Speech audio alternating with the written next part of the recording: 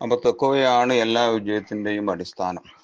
നാം ചെയ്യുന്ന കർമ്മങ്ങളൊക്കെ അള്ളാഹു തആല സ്വീകരിക്കപ്പെടുന്നതും തഖ്വയുണ്ടെങ്കിൽ മാത്രമാണ്. ഇന്നമാ യതഖബ്ബലുല്ലാഹു മിനൽ മുത്തഖീൻ.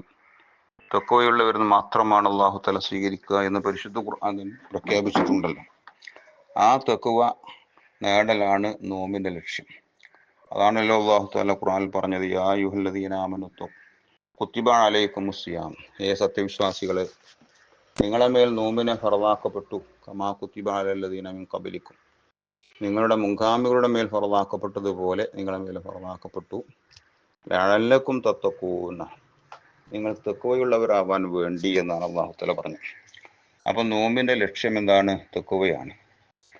കഴിഞ്ഞ കാലത്തെ തെറ്റുകൾ നാം ഓർമ്മിക്കുകയും ആ തെറ്റുകളെല്ലാം കഴുകി ശുദ്ധിയാക്കുകയും ചെയ്യുന്നതോടൊപ്പം വരാൻ പോകുന്ന കാലത്തെ തെറ്റുകുറ്റങ്ങൾ ഒഴിവാക്കാനുള്ള പരിശീലനം കൂടിയാണ് നോമ്പ് എന്നാണ് ഈ ആയത്തിലൂടെ നാം മനസ്സിലാക്കേണ്ടത്.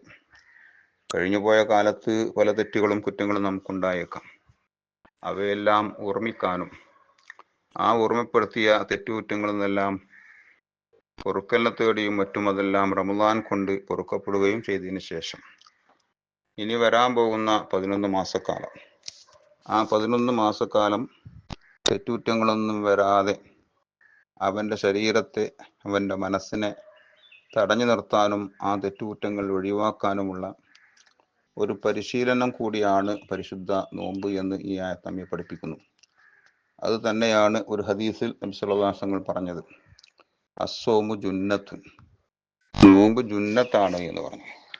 നോമ്പ് ജുന്നത്താണെന്ന് പറഞ്ഞതിന്റെ അർത്ഥം എന്താ? നോമ്പ് ഒരു പരിചയാണ്, ഒരു പ്രതിരോധ ഉപകരണമാണ്. നോമ്പ് ഒരു പ്രതിരോധ ഉപകരണമാണ്, പരിചയാണ് എന്നാണ് ഹദീസിന്റെ താല്പര്യം. അത് എങ്ങനെ? പ്രതിരോധ ഇടങ്ങൾ രണ്ടാണ്. 2 വിധത്തിലാണ് പ്രതിരോധിക്കേണ്ട കാര്യങ്ങൾ. പ്രതിരോധ ഇടങ്ങൾ 2 വിധമായിട്ട് നമുക്ക് കാണാം. ഒന്ന് ശാരീരികമായ പ്രതിരോധം, 2 മാനസികമായ നിലക്കുള്ള പ്രതിരോധം.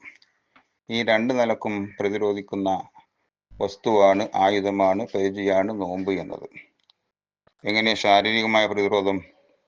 നോമ്പ് ശാരീരികമായ പ്രതിരോധം എന്ന് പറഞ്ഞത്, നോമ്പ് ശാരീരികമായ രോഗങ്ങളെ പ്രതിരോധിക്കുകയും ആരോഗ്യത്തെ വർദ്ധിപ്പിക്കുകയും ചെയ്യുന്നുണ്ട് എന്നതാണ് യഥാർത്ഥം.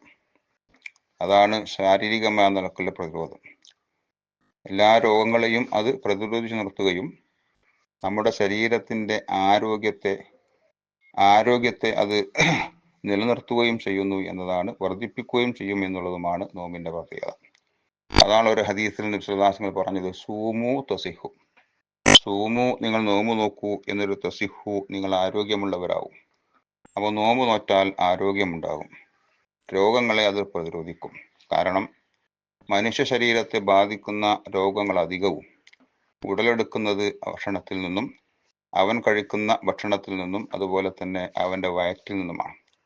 നമ്മുടെ ആഹാരത്തെ ദഹിപ്പിച്ച് അന്നജമാക്കി മാറ്റാൻ നമ്മുടെ ആന്തരികാവയവങ്ങൾ നിരന്തരമായി പ്രവർത്തിച്ചുകൊണ്ടിരിക്കുകയാണ്. നാം വിശ്രമിക്കുമ്പോഴും ഉറങ്ങുമ്പോഴും അവക്ക് വിശ്രമമില്ല. അപ്പോഴും നമ്മുടെ ആന്തരിക അവയവങ്ങൾ പ്രവർത്തിച്ചുകൊണ്ടേയിരിക്കുകയാണ്. നമ്മൾ ഉറക്കിലായിരിക്കും, അല്ലെങ്കിൽ നമ്മൾ വിശ്രമത്തിലായിരിക്കും. എന്നാലും ഈ ആന്തരിക അവയവങ്ങൾക്ക് യാതൊരു വിശ്രമവും വരുന്നില്ല. അവകൾ പ്രവർത്തിച്ചുകൊണ്ടേയിരിക്കുക, നിരന്തരമായി പ്രവർത്തിച്ചുകൊണ്ടിരിക്കുകയാണ്. അങ്ങനെ അവിശ്രമം, പരിശ്രമമില്ലാതെ പ്രവർത്തിക്കുന്ന ഈ ആന്തരിക അവയവങ്ങൾക്ക് ഒരു കൃത്യമായ വിശ്രമവും അധ്വാനക്കുറവും നോമ്പ് കാരണമായി ഭക്ഷണം നിയന്ത്രിക്കുന്നത് മുഖേന ഉണ്ടായിത്തീരുന്നു. ഈ വിശ്രമം കാരണമായിട്ട് ആന്തരിക അവയവങ്ങൾക്ക് ഊർജവും ഉന്മേഷവും കൊണ്ടെടുക്കാൻ സഹായിക്കുകയും ചെയ്യുന്നു. ചുരുക്കത്തിൽ നോമ്പ് കാരണം, ആഹാരം കുറയുന്നത് കാരണം, അതുവഴി ആന്തരിക അവയവങ്ങൾക്ക് കൂടുതൽ കരുത്താർജിക്കാൻ ഇട ലഭിക്കുകയും ചെയ്യുന്നു. അതുകൊണ്ട് തന്നെയാണ് നോമ്പിനെ ഒരു ചികിത്സാക്രമമായിട്ട്, ഒരു ചികിത്സാ രീതിയായിട്ട് പല വൈദ്യന്മാരും ഡോക്ടർമാരും ആഹ്വാനം ചെയ്യുന്നതും നിർദ്ദേശിക്കുന്നതും നമുക്ക് കാണാൻ കഴിയും. അപ്പൊ നോമ്പ് 2 നിലക്കുള്ള പ്രതിരോധമാണ്. ശാരീരികമായിട്ടുള്ള പ്രതിരോധമാണ്, മാനസികമായിട്ടുള്ള പ്രതിരോധവുമാണ്. ശാരീരികമായ പ്രതിരോധം എങ്ങനെ? ആ ശരീരത്തിന് വരാനിടയുള്ള രോഗങ്ങളെല്ലാം തടഞ്ഞു നിർത്തി ആരോഗ്യത്തിനെ നിലനിർത്തിയെന്ന് മാത്രമല്ല, ആരോഗ്യത്തിനെ വർദ്ധിപ്പിക്കുകയും ചെയ്യുന്ന, ശരീരത്തിന്റെ പ്രത്യേക ഒരു ഉന്മേഷവും ഊർജവും നൽകുന്ന ഒരു വിഭാഗത്താണ് നോമ്പ്. അതുകൊണ്ട് ശാരീരികമായ നിലക്കുള്ളൊരു പ്രതിരോധം നോമ്പിലൂടെ സാധിക്കുന്നു എന്നാണ്. ഇനി മാനസികമായ പ്രതിരോധവുമുണ്ട്. അതെങ്ങനെയാ നമുക്ക് നോക്കാം. ഇൻഷാ അള്ളാഹ്. അള്ളാഹു തൗഫീഖ് ചെയ്യട്ടെ.